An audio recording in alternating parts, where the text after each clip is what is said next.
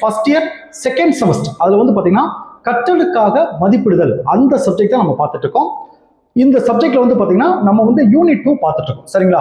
அந்த unit 2ல last question நம்ம பார்த்துட்டு இருக்கோம்னு சொல்லி ஆல்ரெடி நான் லாஸ்ட் கிளாஸ்ல சொல்லியிருந்தேன். அந்த கொஸ்டின் வந்து பார்த்தீங்கன்னா மாணவர்களது கற்றலை மதிப்பிடுவதற்கான நடைமுறைகள், இந்த கொஸ்டின் தான் பார்த்துட்டு இருக்கோம் நான் சொல்லியிருந்தேன். இந்த கொஸ்டின்ல மாணவர்களது கற்றலை மதிப்பிடுவது நடைமுறைகள் வந்து 3 நடைமுறைகள் இருக்குன்னு சொல்லியிருந்தேன். ஒன்று வந்து ஆசிரியர் மாணவர் இடையேயான உரையாடல், அது நான் சொல்லியிருந்தேன். ரெண்டாவது வந்து மதிப்பீட்டு குறிப்புகள் கொண்ட பின்னூட்டம் அளித்தல். 3 வந்து ஒப்பார் மற்றும் சுய மதிப்பீடு. இந்த 3 நடைமுறைகள் நான் சொல்லியிருந்தேன். இதுல ஃபர்ஸ்ட் நடைமுறை அந்த ஆசிரியர் மாணவர் இடையேயான உரையாடல் ஆல்ரெடி லாஸ்ட் கிளாஸ்ல நம்ம பார்த்துட்டோம். இன்னைக்கு வந்து பாத்தீங்கன்னா அந்த ரெண்டாவதா இருக்கு பாத்தீங்களா, மதிப்பீட்டு குறிப்புகள் கொண்ட பின்னூட்டம் அளித்தல். இந்த கொஸ்டின் தான் இன்னைக்கு நம்ம பார்க்க போறோம். சரிங்களா? இந்த கொஸ்டின் நம்ம பார்க்கறதுக்கு முன்னாடி நம்மளுடைய இந்த BEd first year second semester கிளாஸ்ல புதுசா ஜாயின் பண்றதுக்கு நிறைய பேர் கால் பண்றீங்க. நீங்க எப்படி ஜாயின் பண்ணலாம்? என்னுடைய மொபைல் நம்பர் 9159084262. இந்த நம்பருக்கு நீங்க கால் பண்ணுங்க. நம்முடைய கிளாஸ்ல நீங்க எப்படி ஜாயின் பண்ணலாம் சொல்லி நான் உங்களுக்கு டீட்டெயிலா சொல்லிடுவேன். அதே மாதிரி புதுசா ஜாயின் பண்ணவங்களுக்கும் நான் இதுவரைக்கும் நடந்த அந்த பழைய கிளாஸ் நோட்ஸ் எல்லாமே நான் அனுப்பிச்சு வச்சிருவேன். நான் அனுப்புகிற நோட்ஸ் வந்து பார்த்தீங்கன்னா நீங்கள் எக்ஸாமுக்கு எப்படி எழுதுறமோ அந்த மாதிரி எல்லாமே நான் பாயிண்ட் வைஸாக கன்வெர்ட் பண்ணி முக்கியமான விஷயத்தில் உங்களுக்கு பாக்ஸ் போட்டு கொடுத்துருப்பேன். நீங்கள் கிளாஸை கவனிச்சுட்டு நான் அனுப்புகிற நோட்ஸை நீங்கள் படிச்சீங்கன்னா உங்களுக்கு ஈஸியாக இருக்கும். சரிங்களா? ஸோ ஜாயின் பண்ண விருப்பப்படுறவங்க என்னுடைய மொபைல் நம்பருக்கு கால் பண்ணி டீட்டெயிலாக கேட்டு நம்முடைய கிளாஸில் நீங்கள் ஜாயின் பண்ணிக்கலாம். சரிங்களா? இப்போ பாருங்க, அந்த செகண்ட் கொஸ்டின் பாருங்க, மதிப்பீட்டு குறிப்புகள் கொண்டு பின்னூட்டம் அளித்தல். இதுல வார்த்தையை பாருங்க, மதிப்பீட்டு குறிப்புகள் கொண்டு. அதனால சார் மதிப்பீட்டு குறிப்புகள் கொண்டு. இப்ப நான் உங்களுக்கு இப்ப இந்த கற்றலுக்கான மதிப்பிடுதல் இந்த சப்ஜெக்ட்ல இருந்து ஒரு டெஸ்ட் வைக்கிறேன். உங்க கையில கொஸ்டின் கொடுத்துட்டேன், நீங்க பேப்பர்ல எழுதுறீங்க. அந்த பேப்பரை என்கிட்ட சப்மிட் பண்றீங்க. சரிங்களா? அந்த பேப்பர் தான் மதிப்பீட்டு குறிப்புகள், அதுதான் குறிப்புகள். அதை நான் மதிப்பிடுறேன். சரிங்களா?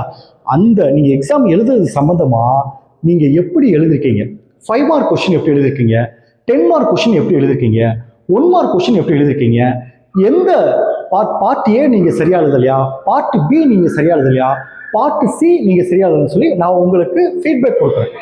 அந்த பின்னூட்டம் கொடுக்குறேன். நீங்க வந்து 10 மார்க் கொஸ்டினை இன்னும் நீங்க சரியா எழுதல, இன்னும் நல்லா பண்ணணும், எப்படிலாம் நீங்க ப்ரெசன்டேஷன் பண்ணணும் அப்படின்னு சொல்லி நான் உங்களுக்கு ஃபீட்பேக் கொடுக்குறேன். இதுதான் மதிப்பீட்டு குறிப்புகள் கொண்ட பின்னூட்டம். பின்னூட்டம் ஃபீட்பேக். உங்களுடைய மதிப்பு அந்த குறிப்புகளை வச்சு நான் உங்களுக்கு பின்னூட்டம் கொடுக்குறேன். இது எதுக்காக கொடுக்குறோம்? இப்போ நான் உங்களுக்கு இப்போ நீங்க வந்து என்கிட்ட நிறைய பேர் வந்து இப்போ மாடல் டெஸ்ட் அட்டன் பண்ணி எனக்கு அனுப்பிச்சிருக்கீங்க. நான் அதை இன்னும் திருத்தி நான் உங்களுக்கு அனுப்பல. இப்போ ஒரு சில ஸ்டூடெண்ட்ஸ் எனக்கு கால் பண்ணி கேட்குறீங்க, சார் அந்த பேப்பரை கொஞ்சம் கரெக்ஷன் பண்ணி கொடுத்தீங்கன்னா நல்லா இருக்கும் சார் சொல்லி கேட்குறேன். அது ஏன் கேட்குறாங்க? அதில் ஏதாவது நம்ம மிஸ்டேக் பண்ணியிருக்கோமா, இல்லை ஏதாவது நம்ம சரியா எழுதலையா, எந்த மாதிரி அதை நம்ம பர்சன்டேஷன்ல மாற்றிக்கணும், இல்லை 10 மார்க் கொஸ்டின் எதுவும் எக்ஸ்ட்ரா ஆட் பண்ணணுமா, அதை நீங்க தெரிஞ்சுக்கிறதுக்காக தான் என்கிட்ட அந்த கரெக்ஷன் பண்ணி கொடுக்க சொல்றீங்க. சரிங்களா? இது எதுக்காக? அடுத்த முறை நம்ம பண்ண தவிர அடுத்த முறை சரி பண்ணணும், அதுக்காகத்தான் இதை கொடுத்துருக்கீங்க. சரிங்களா? இப்போ உங்களுக்கு தெரிஞ்சிச்சா அந்த மதிப்பீட்டு குறிப்புகள்லாம் என்ன, பின்னூட்டம்லாம் என்னன்னு தெரிஞ்சிச்சா? ஏன்னா பின்னூட்டம் ரொம்ப ரொம்ப முக்கியம். நம்ம தனிப்பட்ட வாழ்க்கை முறையில சரி, படிப்புலையும் சரி, ஆசிரியர் வந்து மாணவன் ஒவ்வொரு செயல்பாடையும் கண்காணிச்சு அவனுக்கு அப்பப்போ ஃபீட்பேக் கொடுக்கணும், அப்பப்போ பின்னூட்டம் கொடுக்கணும். அப்படி கொடுத்தா தான் அவனுடைய தவறுகளை திருத்திக்க முடியும். அதே மாதிரி நல்லா பண்ணாலும் மேலும் நல்லா பண்றதுக்கு அவனுக்கு வாய்ப்பு அளிக்க முடியும். சரிங்களா? இதுதான் மதிப்பீட்டு குறிப்புகள் கொண்ட பின்னூட்டம். சரிங்களா? இதுல ஃபர்ஸ்ட் அந்த மதிப்பீட்டு கொண்ட பின்னூட்டம் அப்படின்றது ஒரு 7 முக்கியமான பாயிண்ட்ஸ் இருக்கு. அதுக்கு பிறகு இந்த சிறந்த மதிப்பீட்டு பின்னூட்டம், சிறந்த பின்னூட்டம், சிறந்த ஃபீட்பேக்கான கோட்பாடுகள் என்ன, இந்த 2 தான் இன்னைக்கு நம்ம பார்க்க போறோம். சரிங்களா? இப்போ நம்ம ஒவ்வொன்றா பார்த்துருவோமா? இப்போ ஃபர்ஸ்ட் வந்து நம்ம என்ன பார்க்க போறோம் பார்த்தீங்கன்னா, அந்த மதிப்பீட்டு குறிப்புகள் கொண்ட பின்னூட்டம். அதில் சொல்ல பார்த்தீங்களா, உங்களுக்கு அதில் வந்து நிறைய பாயிண்ட்ஸ் வரும் அப்படின்னு சொல்லி ஆல்ரெடி நான் சொல்லியிருந்தேன். அந்த பாயிண்ட்ஸை பற்றி ஃபர்ஸ்ட் பார்ப்போம். இதுல ஃபர்ஸ்ட் பாயிண்ட் பாருங்க, கற்றல் அடைவை மேம்படுத்துதல். கற்றல் அடைவை மேம்படுத்துவதுனா அவன் அந்த ஃபர்ஸ்ட் ஃபெயில் மார்க் வந்து அவனுடைய கற்றலை வந்து மேம்படுத்துறோம். அதுக்கு இந்த ஃபீட்பேக் உதவியா இருக்குன்னு சொல்றாங்க. என்னன்னு ஃபர்ஸ்ட் பாருங்க, கல்வியில் மதிப்பீட்டு சோதனைகளை மேற்கொள்வதன் முக்கிய நோக்கம். உங்களுக்கு டெஸ்ட் ஏன் வைக்கிறோம், அதோட முக்கிய நோக்கம் என்னன்னு கேட்டா, வெறும் மார்க்கை மட்டும் வச்சு உங்களுக்கு தகவல் கொடுக்கறதல்ல. அதான் பாருங்க, மாணவர்களது கற்றல் அளவை அளவிட்டு மதிப்பெண் வாயிலாக தெரிவிப்பது மட்டுமல்ல. இப்ப நீங்க பேப்பர் கொடுக்குறீங்க, 70 மார்க் எழுதுறீங்க, நான் உங்களுக்கு 40 மார்க் கொடுக்குறேன். அந்த 40 அந்த 40 மட்டும் அந்த மதிப்பெண் மட்டுமே உங்களுக்கு கிடையாது, அவரது கற்றல் தேர்ச்சி வெளிப்பாடு தொடர்பாக, அதாவது அந்த 40 மார்க் பக்கத்துலையும் நீங்க 10 மார்க் சரியா எழுதல. நம்ம குழந்தையா இருக்கும் பேப்பர் தரப்போ நம்ம சார் ஆசிரியர் குட்டு பேடுன்னு அது எழுதுவாங்க பார்த்துருக்கீங்களா, நீ சரியா எழுதவில்லை, இன்னும் நன்றாக படிக்கணும்னு எழுதுவோம் பார்த்தீங்களா, அதுதான் ஃபீட்பேக். அதான் அவரது கற்றல் தேர்ச்சி வெளிப்பாடு தொடர்பாக சோதனையில் கண்டறியப்பட்டவற்றின் அடிப்படையில் பின்னூட்டம் அளித்து கற்றல் அளவை மேம்படுத்துவதாகும். பின்னூட்டம் அளித்தா இப்போ 10 மார்க் நீங்க சரியா இல்லை, 10 மார்க்ல இன்னும் நீங்க கவனம் செலுத்துங்க அப்படின்னா அடுத்த முறையில் அவங்க 10 மார்க்ல அதிகமாக கவனம் செலுத்துங்க. இதுதான் ஃபர்ஸ்ட் பாயிண்ட். சரிங்களா? முக்கியமான பாக்ஸ் கொடுத்துருவாங்க. பின்னூட்டம் அளித்தல் என்பது என்னன்னு கேட்டா, ஒருவர் செய்த செயலின் விளைவை, நீங்க செஞ்ச செயலின் விளைவை அவருக்கு உடனடியாக தெரியப்படுத்துதல். நீ சரியா பண்ணிருக்க, சரியா பண்ணல, என்ன காரணத்துக்காக பண்ணிருக்க, சரியா பண்ணல அப்படின்றது காரணத்தை சொல்றது. அதைத்தான் சொல்றாங்க பின்னூட்டம் அளித்தல் என்பது ஒருவர் செய்த செயலின் விளைவை அவருக்கு உடனடியாக தெரியப்படுத்தல் ஆகும்னு சொல்றாங்க. ரெண்டாவது பாயிண்ட் பாருங்க, பின்னூட்டம் நேரடி வலுவூட்டியாக செயல்படுகிறது. அதெல்லாம் சார் நேரடி வலுவூட்டியாக செயல்படுகிறது. ஒருத்தர் நல்லா பண்ணனா, குழந்தை நல்லா பண்ணனா அவங்களுக்கு சாக்லேட் கொடுக்குறோம், பரிசு அளிக்கிறோம். அந்த பரிசு என்ன, அது அவனுக்கு அது ஊக்கமளிச்சு அந்த அந்த செயல்பாடு இன்னும் மேம்படுத்துறதுக்காக அதை பரிசு அளிக்கிறோம். அதே மாதிரிதான் பின்னூட்டம் கொடுக்கறதும் அவருடைய செயலுடைய மேம்படுத்துறதுக்காகத்தான். அதுதான் இந்த பின்னூட்டமும் ஒரு நேரடியான வழிவூட்டி தான். எப்படி பரிசு நேரடியாக கொடுக்குறோமோ அதே மாதிரி இந்த பின்னூட்டம் நேரடியான ஒரு வழிவூட்டியா இருந்து யார் சொல்றாங்கன்னா ஸ்கின்னர் வந்து சொல்றாரு. அதான் ரெண்டாவது பாயிண்ட் கொடுத்துக்க பிறகு, குழந்தைகளின் அடைவுத்திறனை அதிகரிக்க பாராட்டு அல்லது பரிசு என்பது எவ்வாறு திறன்மிகு நேரடி வலுவூட்டியாக செயல்படுகிறதோ அதே போன்று பின்னூட்டம் அளித்தல் என்பது முதிர்ச்சி அடைந்த ஒருவர் அடைவுத்திறனை அதிகரிக்க, அவனுடைய தேர்ச்சி அதிகரிக்கத்தான் நேரடி வலுவூட்டியாக செயல்படுகிறது என்பதை ஸ்கின்னர் போன்ற உளவியல் அறிஞர்கள் நிரூபித்துள்ளார்கள் அப்படின்னு சொல்லியிருக்காங்க. சரிங்களா? மூணாவது பாருங்க, கற்றலை வலுவேற்றம். வலுவேற்றம் வலு கொடுக்கிறது சொல்லுவாங்க. சரிங்களா? அதான் பாயிண்ட் பாருங்க, பின்னூட்டம் அளித்தல் என்பது கற்றலை வலுவேற்றம் செய்யும் கருவிகளில் ஒன்றாக தெரிகிறது. கற்றலை சிறப்பாக செய்வதற்கு உதவிகரமா இருக்க ஒரு கருவி தான் என்ன கேட்டாங்க அந்த பின்னூட்டம் அப்படின்னு சொல்றாங்க. சரிங்களா? அடுத்த நாளாக பாயிண்ட் பாருங்க, விமர்சன குறிப்புகள். விமர்சன குறிப்புகள்னா என்ன சார்? நான் உங்களுக்கு சொல்லியிருக்கேன். இப்போ 10 பேர் பேப்பர் டெஸ்ட் வைக்கிறேன். நான் 10 பேர் என்கிட்ட பேப்பர் கொடுத்துருக்காங்க. ஒவ்வொரு பேப்பரை நான் திருத்தும் போது அந்த பேப்பர்ல நீங்க என்னென்னலாம் நான் எழுதுவேன், நான் ஒரு ஆசிரியர் எழுத வாய்ப்பு இருக்குன்னா பாருங்க, எந்த விடைகளில் தெளிவு அதிகரிப்பதற்கான திருத்தங்கள் செய்யப்பட வேண்டும். இப்ப நான் எழுதுறேன், நீங்க 10 மார்க் கொஸ்டின்ல இன்னும் அழுத்தம் திருத்தமா எழுதணும், இன்னும் நீங்க பக்கத்தை கூட்டணும், இன்னும் நீங்க கண்டென்ட்டை கூட்டணும்னு சொல்லி நான் எழுதலாம். இதுதான் ஃபீட்பேக். அதான் ஃபர்ஸ்ட் பாருங்க, எவ்விடைகளில் தெளிவு அதிகரிப்பதற்கான திருத்தங்கள் செய்யப்பட வேண்டும், அதை நான் பேப்பர்ல எழுதலாம். ரெண்டாவது பாருங்க, விடையினை மாற்றி அமைத்திட வேண்டும். நீங்க இதுக்கு வந்து இந்த பதில் எழுதக்கூடாது, இல்லைன்னா இந்த பதில் எழுதுறதுக்கு முன்னாடி இதை நீங்க எழுதணும் அப்படின்னு நான் அந்த பேப்பர்ல எழுதலாம். ஃபார் எக்ஸாம்பிள், நீங்க 12th கொஸ்டின்ல வந்து இன்னும் கண்டென்ட்டை சேர்க்கல, இல்லை இந்த கொஸ்டின் நீங்க எழுதக்கூடாது, இந்த கொஸ்டின் வேற கொஸ்டின் நீங்க எழுதணும் அப்படின்னு சொல்லி அந்த பேப்பர்லயே நான் எழுதுறது. சரிங்களா? மூணாவது பாருங்க, விடையினில் எவற்றை கூடுதலாக சேர்க்க வேண்டும். நான் சொல்ல பார்த்தீங்களா, இந்த விட 10வது 10 மார்க் இன்னும் இதுல கண்டென்ட் எல்லாம் சேர்க்கணும் அப்படின்னு சொல்லி அந்த பேப்பர்ல எழுதலாம். அடுத்து எவற்றை நீக்கிட வேண்டும். தேவையில்லாம சில விஷயம் எழுதிருப்பாங்க. இப்போ 5 மார்க் கொஸ்டின் போய் 5 பக்கம் எழுதிருப்பாங்க. அப்ப தேவையில்லாத கண்டென்ட்டை ஒமிட் பண்ணும். இதெல்லாம் நீங்க எழுத வேண்டாம்னு சொல்லி நான் எழுதுறேன். அதுதான் எவற்றை நீக்கிட வேண்டும் சொல்றது. அடுத்து பாருங்க, எவ்விடைகள் சிறப்பாக அமைந்துள்ளன. நான் எல்லாமே சொல்றேன், நல்லா தான் சொல்றேன், அது நல்லா இருக்குன்னு நான் சொல்லல. ஓகே, நீங்க 5 மார்க் கொஸ்டின் எல்லா கொஸ்டின் சூப்பரா இருக்கீங்க, இல்லை நீங்க 10 மார்க் கொஸ்டின் எல்லா கொஸ்டின் சூப்பரா இருக்கீங்க அப்படின்னு சொல்லி அவங்கள பாராட்டவும் செய்யணும். இதெல்லாம் என்ன சொல்லணும்னா விமர்சன குறிப்பில் வரும். அந்த பேப்பர்ல நான் எழுதுவேன், விமர்சன குறிப்புகள்ல நான் எழுதுவேன். சரிங்களா? அடுத்த 5ஆவது பாயிண்ட் பாருங்க, விடைகளை மேம்படுத்துதல். இந்த ஃபீட்பேக் வந்து உங்களுடைய ஆன்சர் வந்து மேம்படுத்துறதுக்கு உதவியா இருக்குன்னு சொல்றாங்க. எப்படி?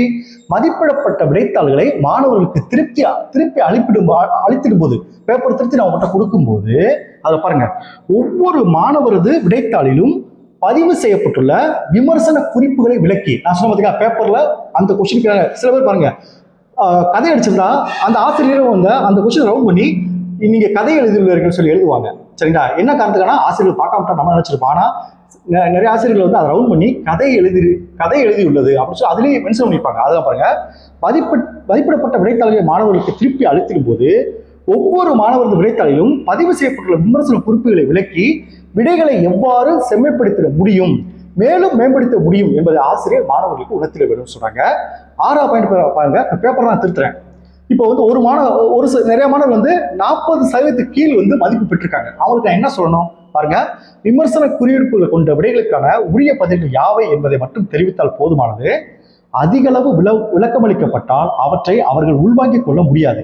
அத்தகைய உரிய விடைகளை மீண்டும் ஒரு முறை எழுதி பார்க்க ஆசிரியர் படித்தில் விட 40% மார்க்கில் எடுத்துட்டாங்கன்னா அவங்களுக்கு திரும்ப டெஸ்ட் வைக்கலாம். ஏன்னா எல்லா கேள்விக்கும் நம்ம விமர்சன குறிப்பு எழுத முடியுமா? 40% மார்க் கம்மியாக எடுத்திருக்கானா எல்லா பார்ட்டுமே சரியில்லாமல் எழுதியிருப்பான். பார்ட் ஏ சரியாக இருப்பான், பார்ட் பி, பார்ட் சி 3மே சரியில்லாமல் எழுதியிருப்பான். எல்லாத்துக்கும் நம்ம பேப்பர்ல அந்த ஃபீட்பேக் எழுத முடியுமா? எழுத முடியாது. அப்போ அவனுக்கு வந்து திரும்ப டெஸ்ட் வைக்கலாம் அப்படின்னு சொல்றாங்க. இதே பாருங்க, 40லேருந்து 60 மதிப்பெண்ணுக்குள்ள எடுத்திருக்காங்க. அவங்களுக்கு என்ன செய்யலாம்னா விடைகளில் செய்யப்பட வேண்டிய திருத்தங்கள் போன்றவற்றை விரிவாக விளக்கி பின்னூட்டம் அளிக்கலாம். அடுத்து பாருங்க 60% மேலே எடுத்துக்க அவன் என்ன சொல்லலாம், குறிப்பிட்ட விடைகளை மேலும் மேம்படுத்திக் கொள்ள தேவையான எடுத்துக்காட்டுகள், அளித்திடக்கூடிய கூடுதல் விளக்கங்கள், உரிய அலகுகளை கொண்டு அழிவிடைகளை குறிப்பிடுதல் போன்ற நுணுக்கமான கருத்துக்களை விளக்கி பின்னூட்டம் அளிக்கலாம் சொல்றாங்க. இந்த 7 பாயிண்ட் தான். இப்போ நான் சொல்ற வச்சு நீங்க எழுதலாமா? அடுத்து முக்கியமானது வரும், சிறந்த பின்னூட்டம் அளித்திடல் தொடர்பான கோட்பாடுகள். ரொம்ப ரொம்ப முக்கியமான கொஸ்டின். இது 5 மார்க் கொஸ்டின் கேட்கற வாய்ப்பு இருக்கு. இதை மட்டுமே 10 மார்க் கேட்க வாய்ப்பு இருக்கு.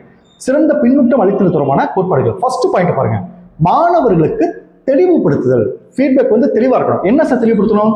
அளிக்கப்படும் பின்னூட்டம் சிறந்த செயல்பாடு எவ்வாறு இருக்கும் என்பதை மாணவர்களுக்கு தெளிவுபடுத்துவதாக அமைத்தல் வேண்டும். நான் குறிப்பு ஒரு அந்த பேப்பர் நான் எழுதுறேன்னா சிறந்த அந்த ஆன்சர் ஷீட் எப்படி இருக்கணும் அப்படின்னு அந்த விளக்கம் அதில் இருக்கணும்.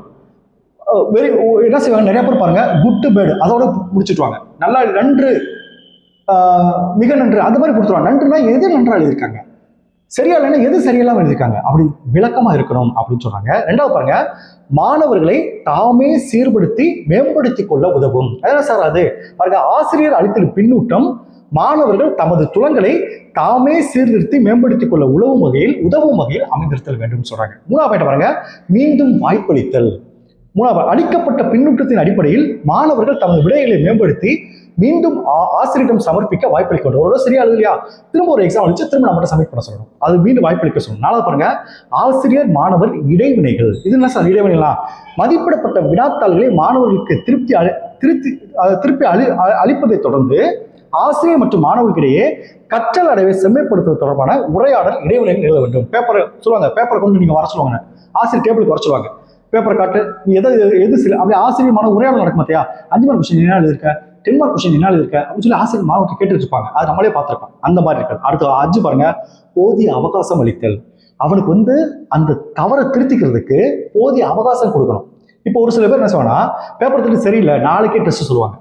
எப்படி ஒரே நாள் திரும்ப படிப்பான்? அவனுக்கு போதிய அவகாசம் கொடுக்கணும்ல. அர்த்தம் பாருங்க, பின்னூட்டம் அடிப்படையில் மாணவர்கள் தமது கற்றல் அடைவை தொடர்பாக ஆழ்ந்து சிந்தித்து சீர்திருத்திக் கொள்ளும் வழிமுறைகள் பற்றி அறிந்திலும் போதிய அவகாசம் அளித்தல் வேண்டும் சொல்றாங்க. அடுத்து 6வது பாருங்க, மதிப்பிடல் தொடர்பாக. மதிப்பிடல் தொடர்பாக என்ன செய்யணும்? மதிப்பிடல் தொடர்பாக மாணவர்களோடு ஆசிரியர் உரையாடி வினாக்களுக்கு எதிர்பார்க்கப்படும் உரிய விடைகளுக்கான அடிப்படைகள் குறித்து உணர்த்த வேண்டும். இப்படித்தான் நீங்க எழுதணும். 10 மார்க் கொஸ்டின் இன்ட்ரோடக்ஷன் இப்படி எழுதணும், அடுத்த பாயிண்ட்ஸ் எல்லாம் நீ எப்படி எழுதணும் அப்படி சொல்லி மாணவர் ஆசிரியர் உரையாடல் பண்ணிக்கணும் சொல்றாங்க. 7வது பாயிண்ட் பாருங்க, லாஸ்ட் பாயிண்ட், மாணவர்களை ஊக்குவித்தல். ரொம்ப முக்கியமானது. பின்னூட்டம் அளித்தல் என்பது மாணவர்களை ஊக்கப்படுத்தி கற்றல் மேம்பாடு உதவுவதாக இருத்தல் வேண்டும், மேம்பாடு அடைவதை உதவுவதாக இருத்தல் வேண்டும் சொல்றாங்க.